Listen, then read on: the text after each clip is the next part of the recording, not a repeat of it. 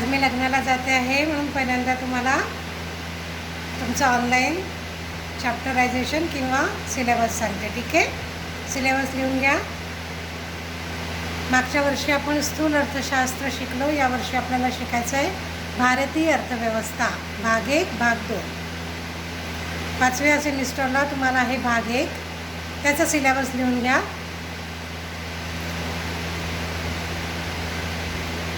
भारतीय अर्थव्यवस्थेचे स्वरूप आणि प्रकार, युनिट 1.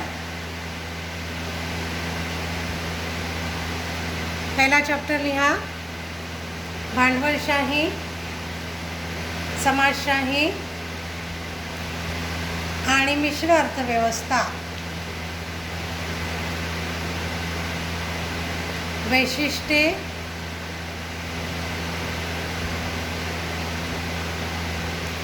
आणि गुणदोष. यामध्येच बदलत्या अर्थव्यवस्थेची मूलभूत लक्षणे म्हणजेच भारतीय अर्थव्यवस्थेची मूलभूत लक्षणे आणि वैशिष्ट्ये,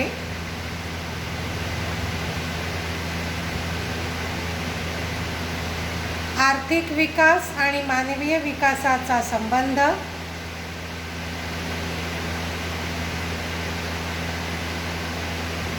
हा पहिला चॅप्टर झाला. चॅप्टर नंबर 2 लोकसंख्या, शहरीकरण आणि स्थानांतरण. लोकसंख्या, शहरीकरण आणि स्थानांतरण. यामध्ये आहे लोकसंख्येची वैशिष्ट्ये, आकार, वृद्धी दर, लोकसंख्या आणि त्याची रचना, लोकसंख्या आणि आर्थिक विकास, लोकसंख्या संक्रमणाचा सिद्धांत,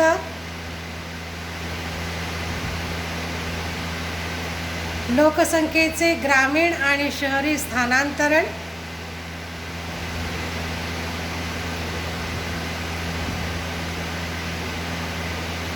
लोकसंख्या वाढीची कारणे, परिणाम,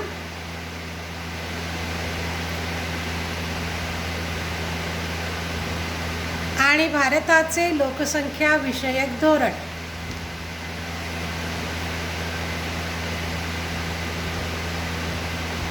यानंतर चॅप्टर नंबर 3 भारताचे राष्ट्रीय उत्पन्न, अर्थ, महत्त्व, मापन पद्धती, मापनात येणाऱ्या अडचणी, राष्ट्रीय उत्पन्न आणि आर्थिक प्रगती यांचा संबंध, पंचवार्षिक योजना काळातील राष्ट्रीय उत्पन्न, दरडोई उत्पन्न आणि राष्ट्रीय उत्पन्नाची व्यावसायिक विभागणी.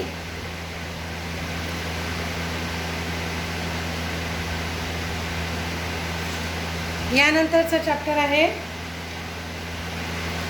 महाराष्ट्राच्या आर्थिक व्यवस्थेची मूलभूत लक्षणे.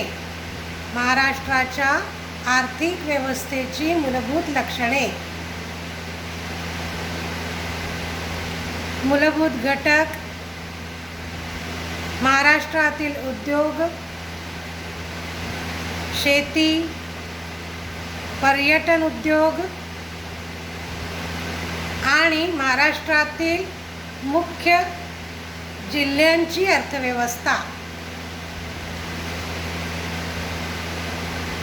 ठीक आहे, इथे युनिट 1 संपलं. युनिट 2 भारतीय शेती.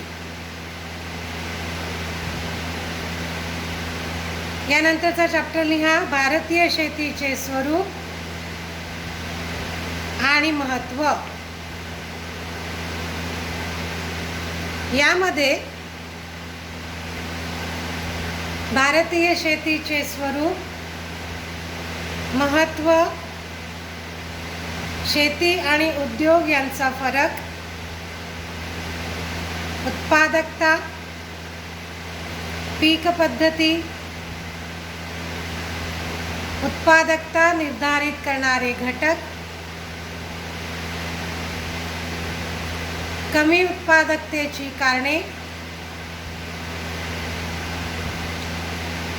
उत्पादकता वाढविण्याचे उपाय,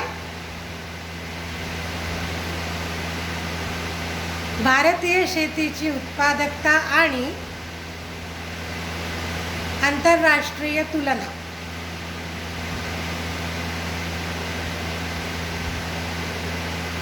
शेतीच्या अवस्था आणि पद्धती,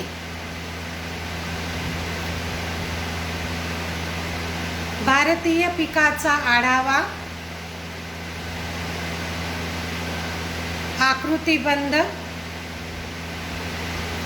पिकाची संरचना निर्धारित करणारे घटक.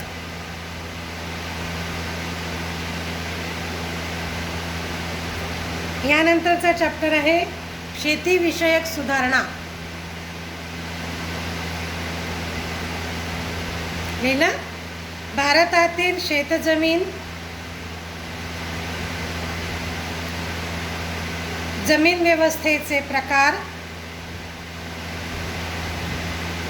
आर्थिक पोषणक्षम क्षेत्र, जमिनीचे विभाजन आणि अपखंडन, त्याची कारणे, भारतातील सिंचनाखाली येणारे क्षेत्र, सिंचनाचे स्रोत, सिंचनाच्या व्यवस्था.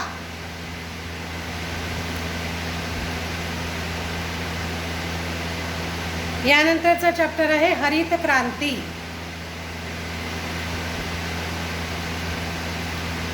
भारतातील हरित क्रांतीची वैशिष्ट्ये,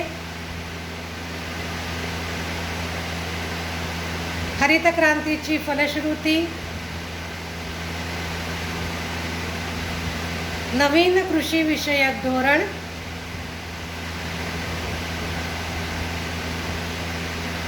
आणि त्रुटी.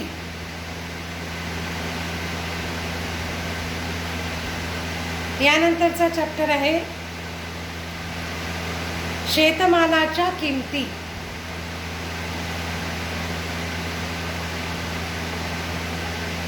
शेतमालाच्या किमतीचे महत्त्व, किमतीच्या चढ उताराची कारणे,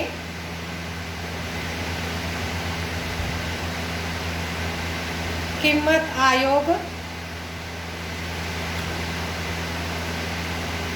भारताच्या शेतमालाच्या किमतीची धोरणे,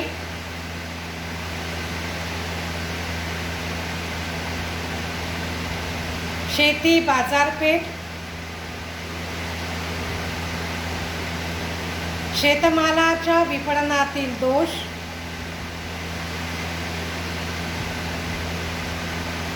आणि उपाययोजना.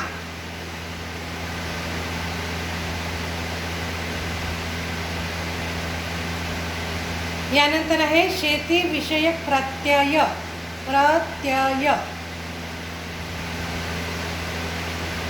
अर्थ, आवश्यकता, साधने, शेतीविषयक कर्जाच्या समस्या, कर्जाचे स्रोत, नाबार्ड,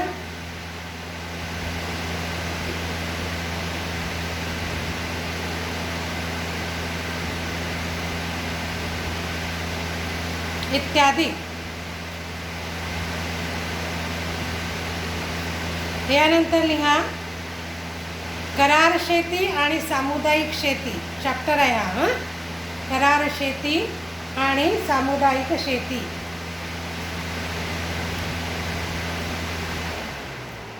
करार शेतीचे प्रकार,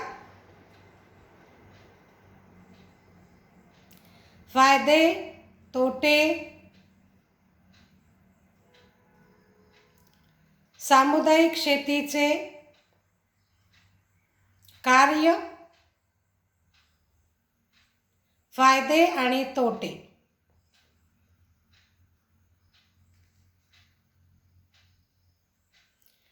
यानंतरचा चॅप्टर आहे पिकांचा विमा आणि पशूंचा विमा.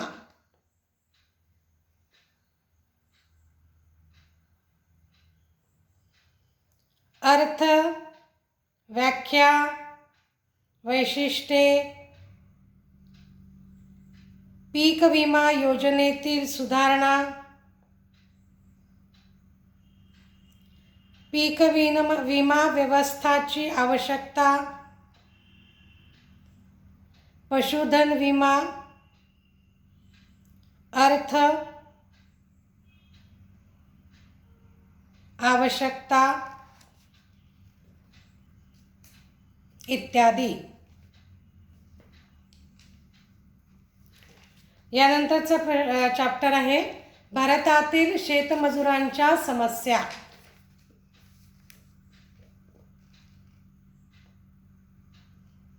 शेतमजुरांची व्याख्या, वैशिष्ट्ये, मजुरी, दारिद्र्याची कारणे, परिस्थिती सुधारण्याचे उपाय,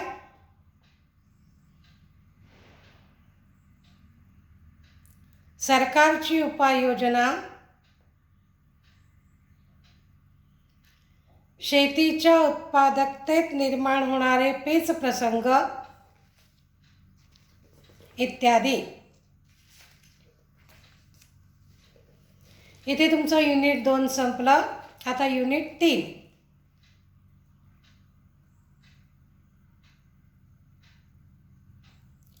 यानंतरचा चॅप्टर लिहा आर्थिक विकास.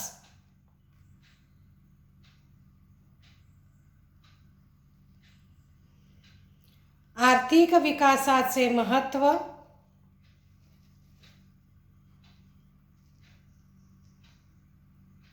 आणि उद्योगातील भूमिका.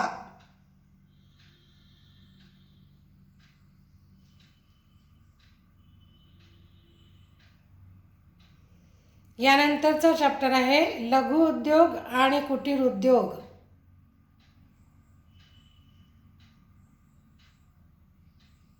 व मोठ्या प्रमाणावरील उद्योग.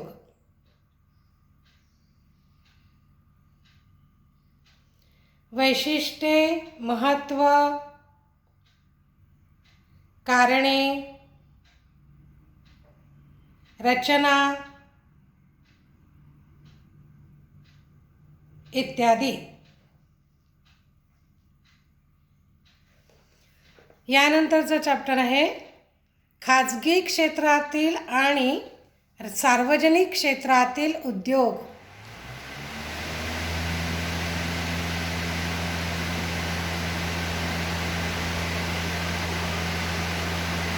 खाजगी क्षेत्रातील उद्योगाची भूमिका,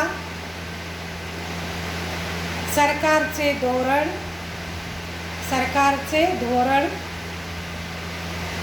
खाजगी उद्योगाचे दोष आणि दोष निवारण्याचे उपाय.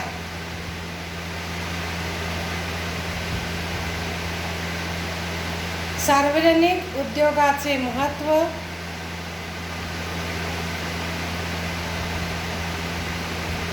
भारतीय अर्थव्यवस्थेत सार्वजनिक क्षेत्राचे महत्त्व, गुंतवणूक, अंतर्गत साधने, उद्योगाच्या विस्ताराचे समर्थन आणि दोष.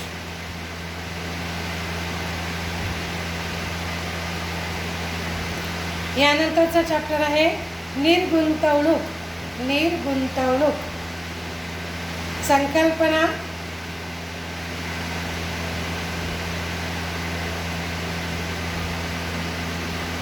वैशिष्ट्ये,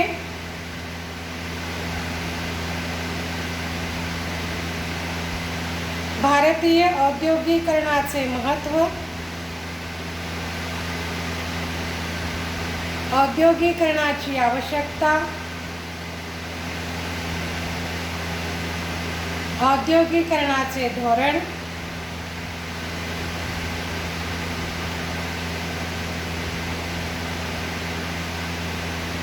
आणि याच्यातला शेवटचा चॅप्टर आहे खाजगीकरण, उदारीकरण आणि जागतिकीकरण.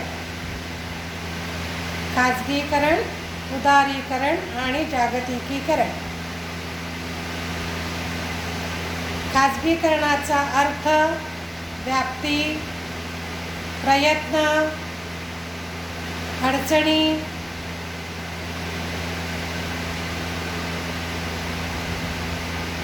उदारीकरण आणि जागतिकीकरणाची व्याख्या,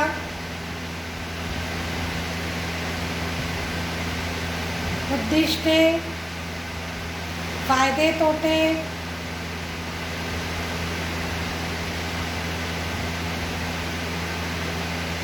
प्रगती आणि मूल्यांकन, जागतिकीकरणाचा विविध क्षेत्रावरील परिणाम,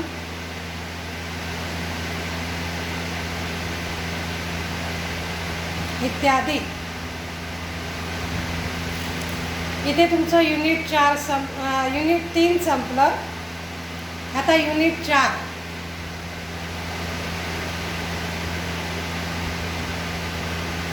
चॅप्टर लिहा, भारतातील बेरोजगारी. अर्थ, प्रकार, कारणे, समस्या.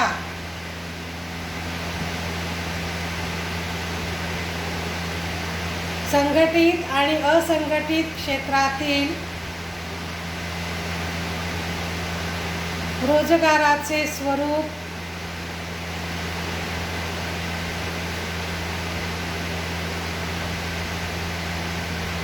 यानंतरचा चॅप्टर आहे भारतातील मजूर आणि श्रमिकांचे शोषण.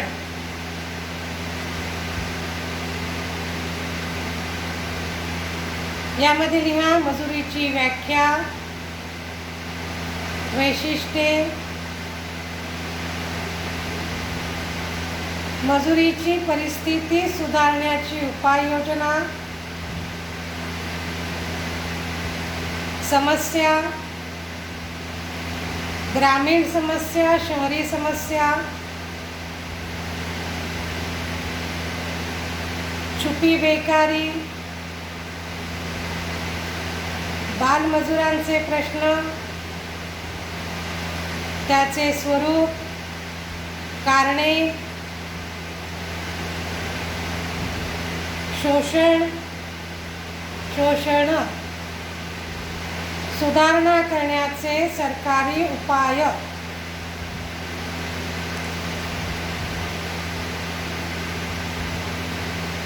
यानंतरचा चॅप्टर आहे भारतातील दारिद्र्याची संकल्पना आणि दारिद्र्याचे दुष्टचक्र. भारतातील दारिद्र्याची संकल्पना आणि दारिद्र्याचे दुष्टचक्र.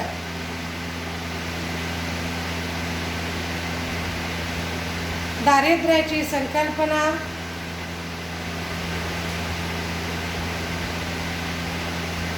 विविध समित्यांचे अहवाल, अर्थ, प्रकार, दुष्टचक्र, दुष्टचक्राची वैशिष्ट्ये, दुष्टचक्र तोडण्याचे उपाय,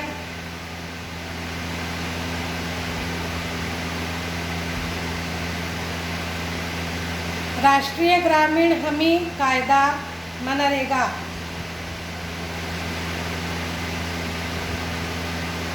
इत्यादी.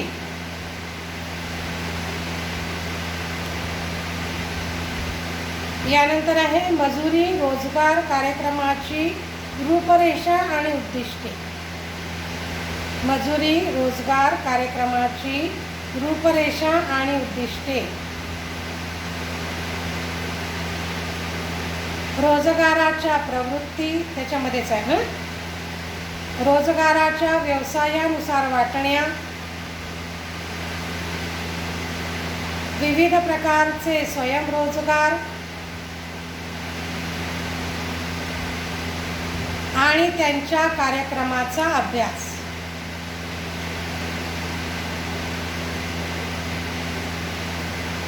यानंतर आहे चॅप्टर भारतातील अन्न सुरक्षा कार्यक्रम.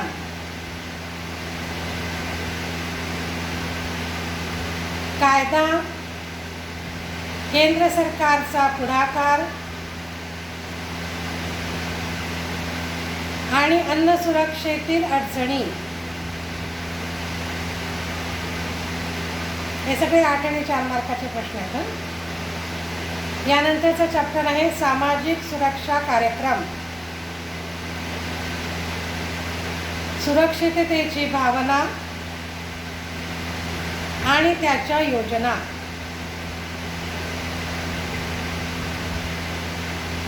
यानंतरचा चॅप्टर आहे जिल्हा ग्रामीण विकास एजन्सी. जिल्हा ग्रामीण विकास agencies. District rural development agency. District rural development agencies. यामध्ये आहे IRDP, IRDP सगळे कॅपिटल लेटर आहे. DRDA, IRDP, DRDA, केंद्र आणि राज्य सरकारच्या विविध योजना. DRDAची कार्यपद्धती. आणि शेवटचा चॅप्टर आहे शहरी दारिद्र्य निर्मूलन कार्यक्रम.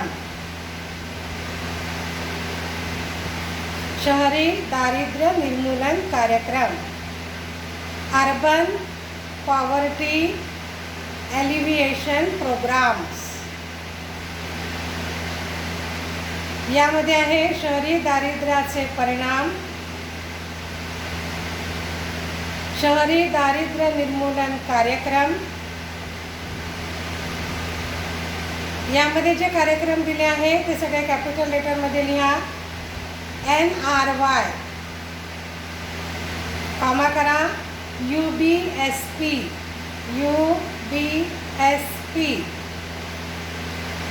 कॉमा करा. UPAPS,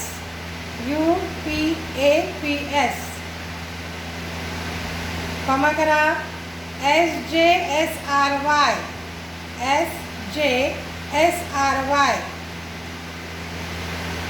कॉमा करा. USEP,